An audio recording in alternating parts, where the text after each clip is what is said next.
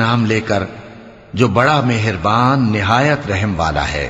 بکھیرنے والی ہواؤں کی قسم جو اڑا کر بکھیر دیتی ہیں، پھر پانی کا بوجھ اٹھاتی ہیں، پھر آہستہ آہستہ چلتی ہیں، پھر اس چیز کو یعنی بارش کو تقسیم کرتی ہیں کہ جو وعدہ تم سے کیا جاتا ہے وہ یقیناً سچا ہے، اور انصاف کا دن ضرور واقع ہوگا۔ اور آسمان کی قسم جس میں کئی رستے ہیں کہ اے اہل مکہ تم ایک اختلاف والی بات میں پڑے ہوئے ہو، اس سے یعنی عقیدہ آخرت سے وہی پھرتا ہے جو اللہ کی طرف سے پھیرا جائے۔ اٹکل دوڑانے والے ہلاک ہوں جو بے خبری میں بھولے ہوئے ہیں۔ پوچھتے ہیں کہ جزا کا دن کب ہوگا؟ وہ دن ہوگا جب ان کو آگ میں عذاب دیا جائے گا۔ اب اپنی شرارت کا مزہ چکھو، یہ وہی ہے جس کے لیے تم جلدی مچایا کرتے تھے۔ بے شک پرہیزگار بہشتوں اور چشموں میں ہوں گے، اور جو جو نعمتیں ان کا پروردگار انہیں دیتا ہوگا انہیں لے رہے ہوں گے۔ بے شک وہ اس سے پہلے نیکیاں کرتے تھے، رات کے تھوڑے سے حصے میں سوتے تھے اور صبح کے اوقات میں بخشش مانگا کرتے تھے، اور ان کے مال میں مانگنے والوں اور نہ مانگنے والوں دونوں کا حق ہوتا ہے۔ اور یقین کرنے والوں کے لیے زمین میں بہت سی نشانیاں ہیں اور خود تمہاری جانوں میں، تو کیا تم دیکھتے نہیں؟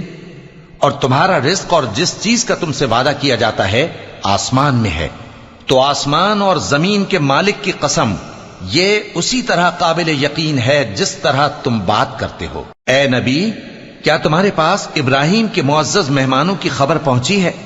جب وہ ان کے پاس آئے تو سلام کہا، انہوں نے بھی جواب میں سلام کہا۔ دیکھا تو ایسے لوگ کہ نہ جان نہ پہچان۔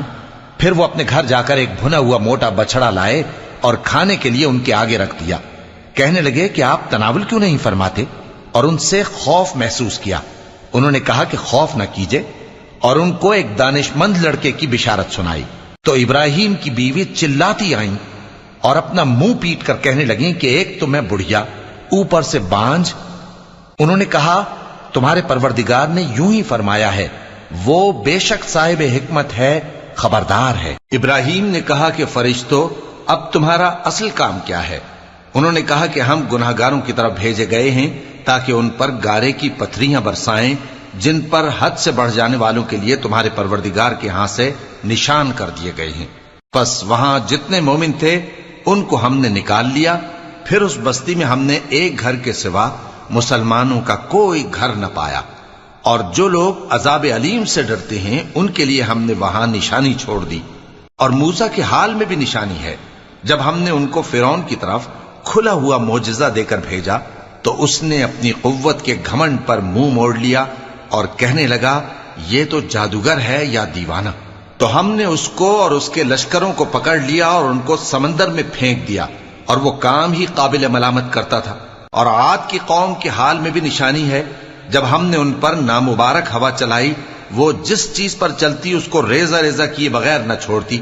اور قوم سمود کے حال میں بھی نشانی ہے، جب ان سے کہا گیا کہ ایک وقت تک فائدہ اٹھا لو، پس انہوں نے اپنے پروردگار کے حکم سے سرکشی کی، سو ان کو کڑک نے آ پکڑا اور وہ دیکھ رہے تھے۔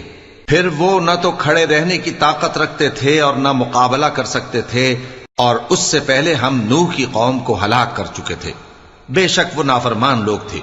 اور آسمان کو ہم ہی نے اپنی قدرت سے بنایا، اور ہم کو ہر طرح کی قدرت ہے، اور زمین کو ہم ہی نے بچھایا، تو دیکھو ہم کیا خوب بچھانے والے ہیں۔ اور ہر چیز کے ہم نے دو دو جوڑے بنائے تاکہ تم نصیحت حاصل کرو۔ تو تم لوگ اللہ کی طرف دوڑ چلو، میں اس کی طرف سے تم کو صاف صاف خبردار کرنے والا ہوں۔ اور اللہ کے ساتھ کسی اور کو معبود نہ بناؤ، میں اس کی طرف سے تم کو صاف صاف خبردار کرنے والا ہوں۔ اسی طرح ان سے پہلے لوگوں کے پاس بھی جو پیغمبر آتا تو وہ بھی اس کو جادوگر یا دیوانہ کہتے۔ کیا یہ لوگ ایک دوسرے کو اسی بات کی وصیت کر مرے ہیں؟ نہیں، بلکہ یہ شریر لوگ ہیں۔